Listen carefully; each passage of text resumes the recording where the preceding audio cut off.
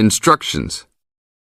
You will hear a number of different recordings, and you will have to answer questions on what you hear. There will be time for you to read the instructions and questions, and you will have a chance to check your work. All the recordings will be played once only. The test is in 4 sections. Write all of your answers in the listening question booklet. At the end of the real test, you will be given 10 minutes to transfer your answers to an answer sheet. Now turn to Section 1. First, you have some time to read questions 1 to 5.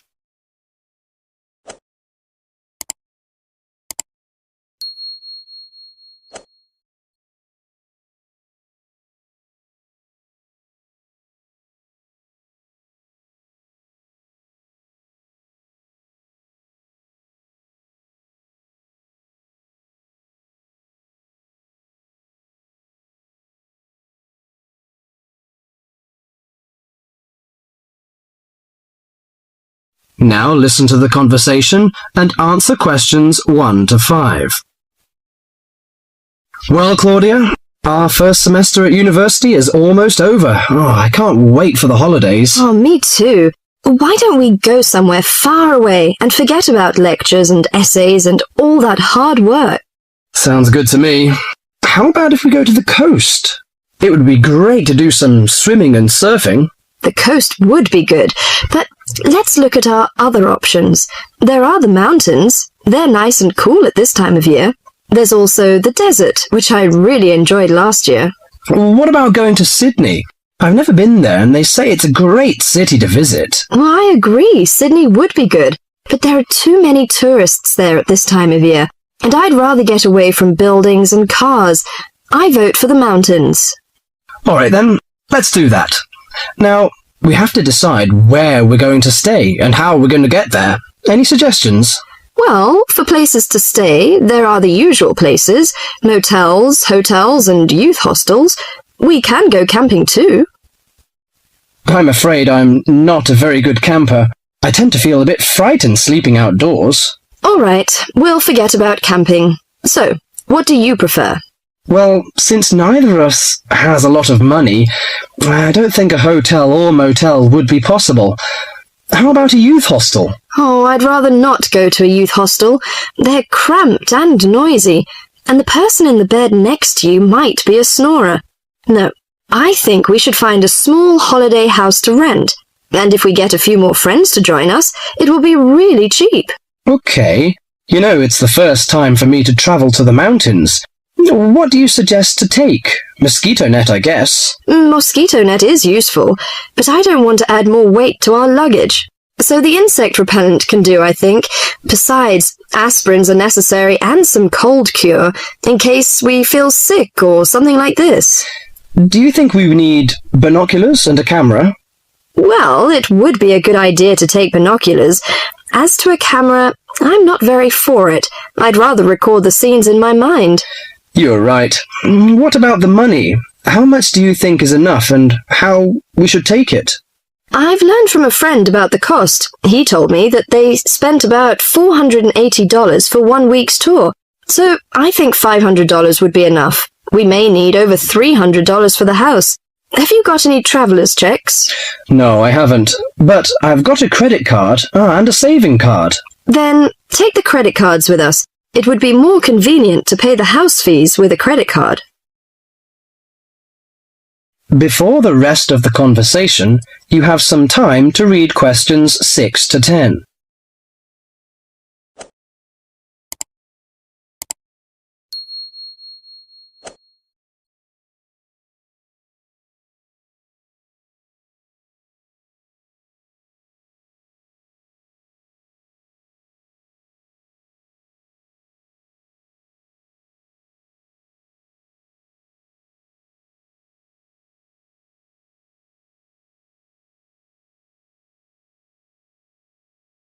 Now listen carefully to the rest of the conversation and answer questions 6 to 10. Oh, I nearly forgot the date. How long will we have before we have to be back here on campus? Under a week, I think. We'll leave on the 14th of April and come back on the 21st, because you know we'll start to study on the 22nd. Do you know the definite locations of some holiday houses? I suppose it would be nice if we book in advance. Yes. Look at this brochure here. It says that there are several holiday houses near the mountains. I prefer the one near the woods. It's situated right across the road from the Rainforest Park. That sounds good. We can easily go to the Rainforest Park then. Do you know what else we can do there besides visiting the park?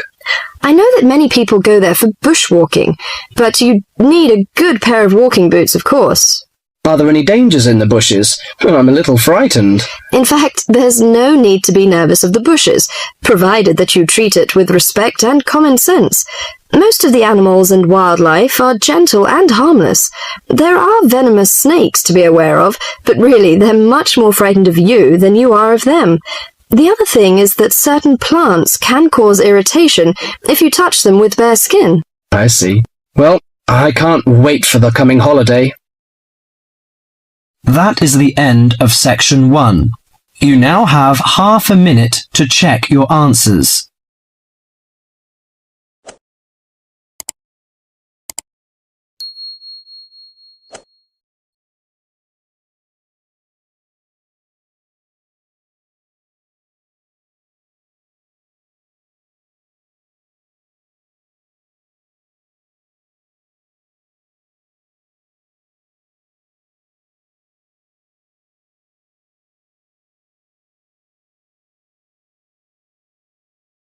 Now turn to Section 2.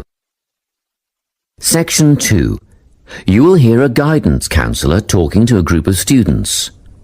First, you have some time to look at questions 11 to 14.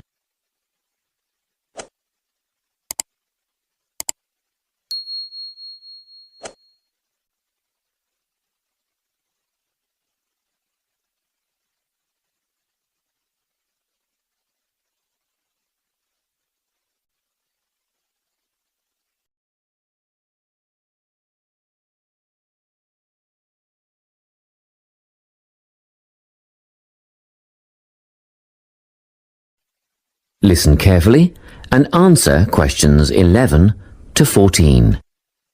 Hello everyone. I'm the Counselling Administrator here at St Ives College, and I've been asked to come and talk to you about our counselling team and the services that we offer. We have 3 professional counsellors here at St Ives, Louise Bagshaw, Tony Denby and Naomi Flynn. They each hold daily one-on-one sessions with students, but which counsellor you see will depend on a number of factors. If you've never used a counsellor before, then you should make an appointment with Naomi Flynn.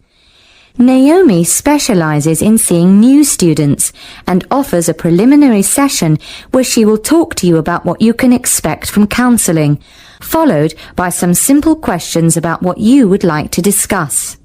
This can be really helpful for students who are feeling a bit worried about the counselling process. Naomi is also the best option for students who can only see a counsellor outside office hours.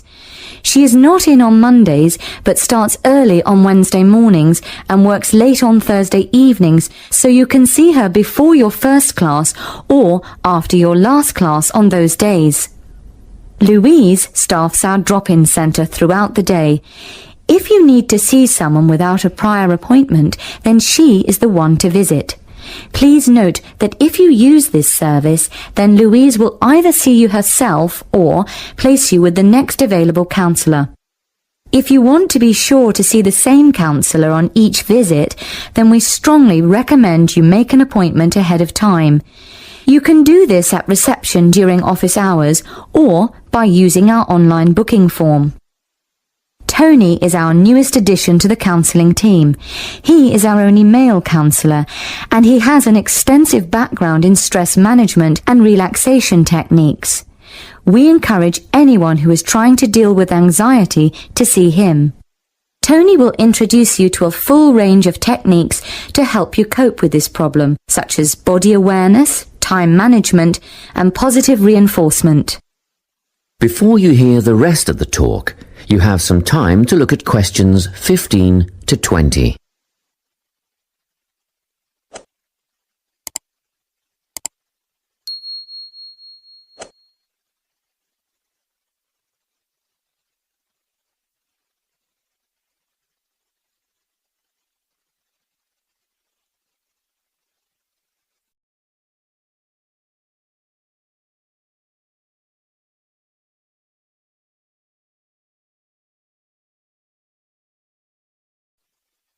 Now listen and answer questions 15 to 20.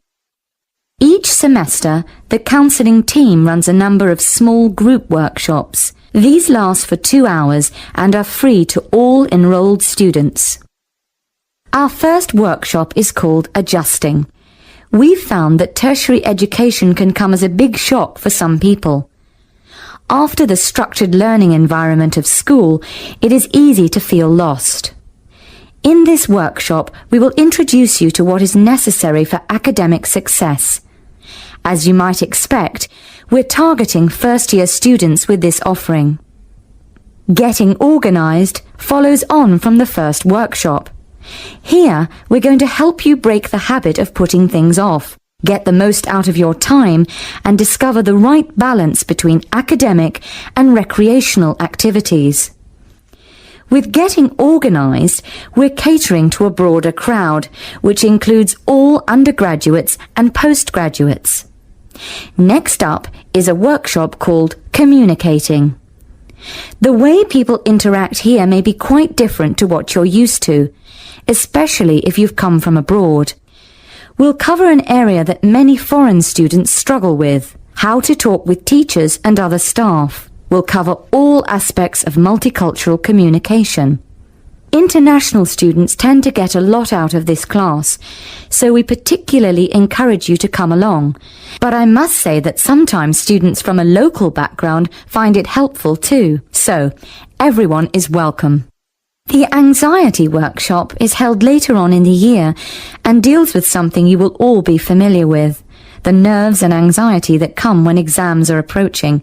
Many students go through their entire academic careers suffering like this, but you don't have to. Come to this workshop and we'll teach you all about relaxation and how to breathe properly, as well as meditation and other strategies to remain calm.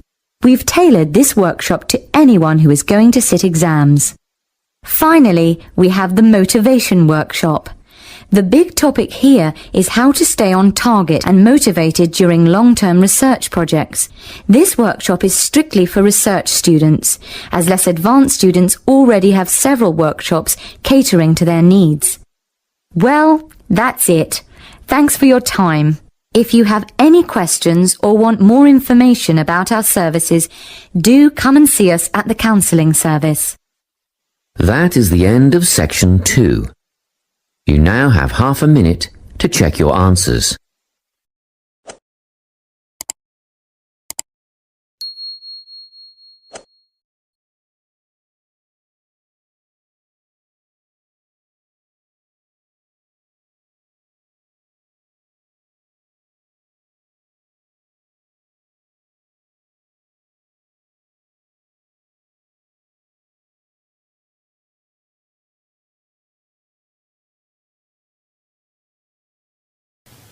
Now turn to Section 3.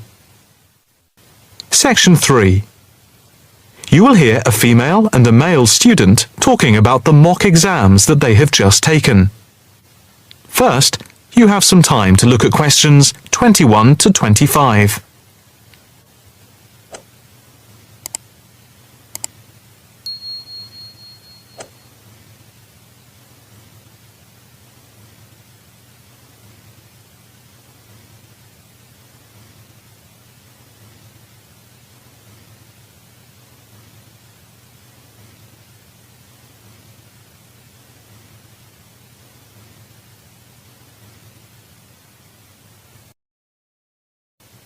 Now listen carefully and answer questions 21 to 25. So, what did you think of the practice exams last week? You mean the mock exams? Yeah. I thought some of them were tough. They were certainly hard and generally they were very long. Yeah, they were spread over a whole week, which made it impossible to relax. Exactly. But what did you think of each test? Of the 7 exams we did, the least enjoyable for me were the 2 3-hour essay papers. Why didn't you like the essay papers? I'm not particularly good at writing things down like that in a short space of time. And I don't think it's a good way of testing our theoretical knowledge of medicine. I'm the opposite, I'm afraid. I'm much better in the written essay exams than the other types of tests. But what about the two multiple choice exam papers in basic science and anatomy? They weren't too bad. If you didn't know the answer, all you had to do was guess. That's okay, but I never feel comfortable with guessing. And you know that there is research that shows that women are disadvantaged when doing multiple choice questions compared to men. You've mentioned this before, but I'm not sure I believe it. It's true. Multiple choice questions benefit men more than women. They are a male construct. If you say so. It's not if I say so. Anyway, you have to be careful with multiple choice questions because of the negative marking. That can really bring the score down if you keep guessing and get all of the guesses wrong. It's double negative. Yeah, that is a danger. What about the role play? Did you like that? Yeah, with the actors and actresses as simulated patients. Yeah, I thought that was by far the best part of the exam. Why was that? What I liked about it was during the 24 test stations, we had a chance to show what we know about communicating with patients and show our practical medical knowledge, etc. Yes, I think I agree with you there. I enjoyed all of the stations, but I can tell you I was tired at the end. I have done a practice exam with 12 test stations, but not 24. It was exhausting, but also exhilarating. I agree completely. It lasted nearly 4 hours in total with the break. For the rest of the conversation, you have some time to look at questions 26 to 30.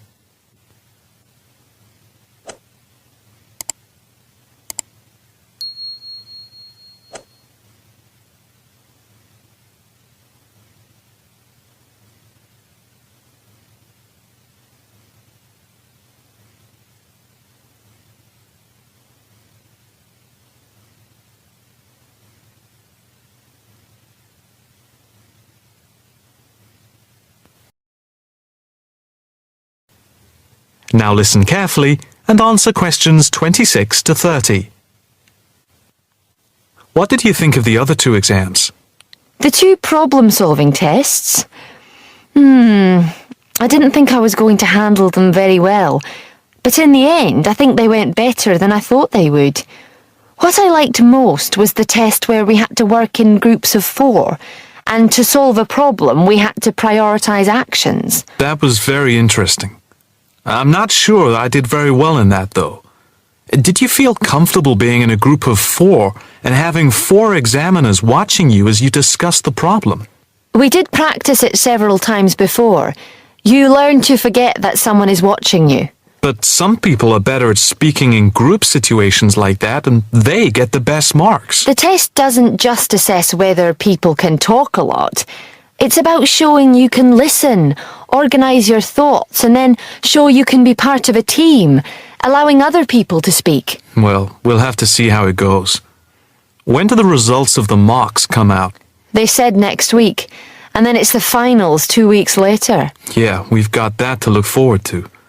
What is the policy on resits? Why? Are you planning to fail? No, but, well, you know what I mean. The resits are held in September, and if there is any problem after that, it goes to appeal. We'll just have to make sure we don't fail any part of the whole examination. I certainly wouldn't want to do any of it again. Me neither. It's hard when you are not allowed to fail any of the exams. I bet they don't have that policy in any other subject. Probably not. That is the end of section 3. You now have half a minute to check your answers.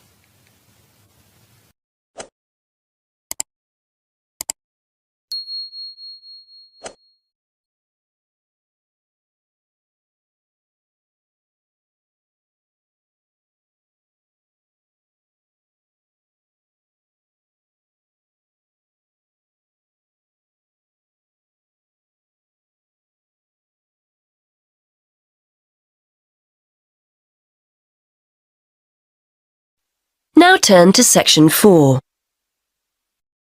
Section 4. You are going to hear a lecturer giving a talk about whale migration. First, you have some time to look at questions 31 to 40.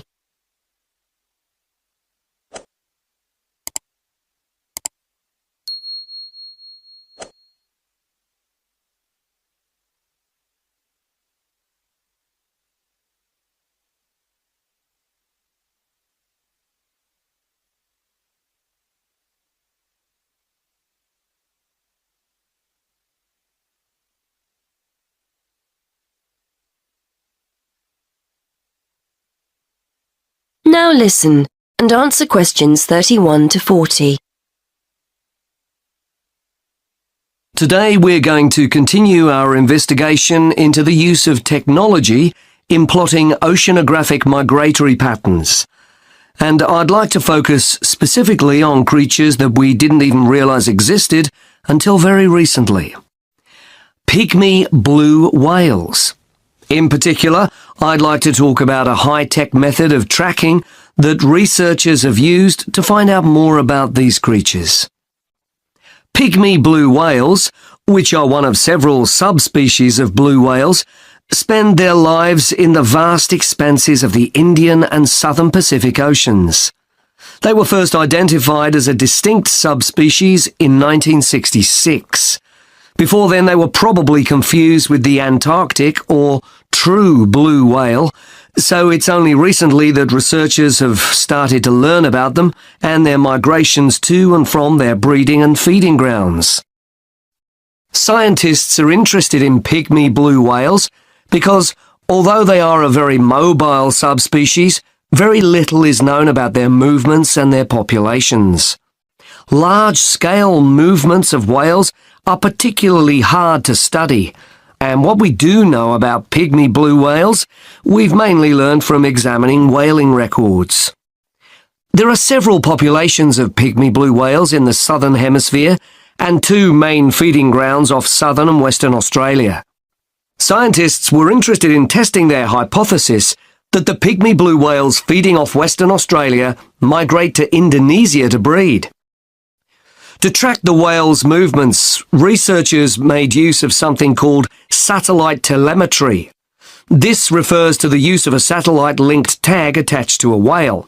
When the antenna on the whale breaks the surface of the water, the tag communicates with the satellite system. The location of the whale can be determined when multiple satellites receive the tag's transmissions, much like how the navigation system works on a mobile phone. Researchers receive this location data in almost real time via the project website, which allows them to track the movement of the tagged whale from many miles away. The use of these tags has enabled researchers to discover that pygmy blue whales do indeed travel northwards from the west coast of Australia in March and April, reaching the warmer breeding grounds of Indonesia in June. They remain there until September, at which time they then return to Australian waters. In addition to identifying the migratory pattern of this particular population of pygmy whales, research has also shone new light on the whales' feeding patterns. It's usually assumed that whales go without food outside of the summer, when they leave their feeding grounds. But interestingly, the pygmy blue whales studied travel from productive feeding grounds off Western Australia to productive areas in Indonesia, and therefore probably still have the opportunity to feed whilst they're in their breeding grounds. It is hoped that mapping the migratory movements of the pygmy whales will help conservation efforts for these endangered animals, and the study has enabled researchers to identify specific conservation issues. For example, the migratory routes of pygmy blue whales correspond closely with shipping routes. Consequently, researchers are keen to monitor whether this has any negative effects on the whale's behaviour. Baleen whales, these are whales that use filters to feed, not teeth, use sounds to communicate and to gain information about their environment.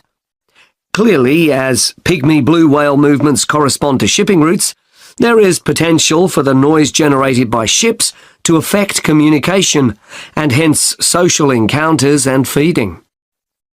Previously, researchers could only hypothesize that pygmy blue whales occupying Western Australian waters travelled into Indonesian waters.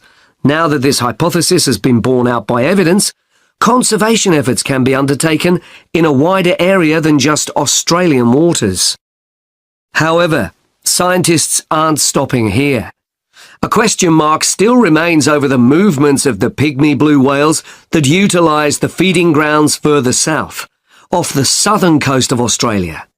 Genetic evidence indicates that there is a mixing taking place between the population of whales in the feeding grounds of Western Australia and the population further south. Researchers are keen to discover whether the pygmy whales from the southern feeding grounds follow a similar migration route to those from the west coast, or whether they migrate to the subtropical region to the south of Australia. As a result, there are plans to tag the pygmy blue whales further south in order to find out whether they move through the same areas as the western population and are therefore exposed to the same risks. That is the end of section 4. You now have half a minute to check your answers.